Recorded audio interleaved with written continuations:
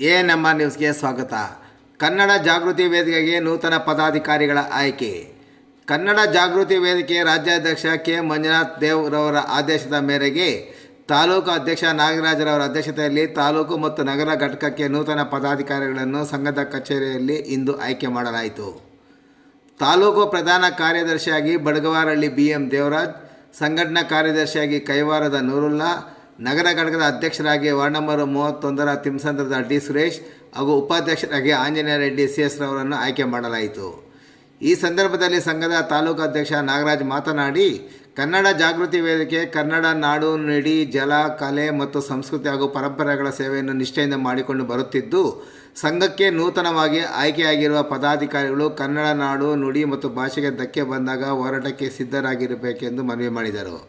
ಈ ಸಂದರ್ಭದಲ್ಲಿ ತಾಲೂಕು ಉಪಾಧ್ಯಕ್ಷ ಅಬ್ದುಲ್ ಕಯ್ಯೂಮ್, ತಿಮ್ಮಸಂದ್ರ ನಾಗೇಶ್, ಇನಾಯತ್, ಕಿಟ್ಟಣ್ಣ ಸೇರಿದಂತೆ ಮತ್ತಿತರರು ಉಪಸ್ಥಿತರಿದ್ದರು.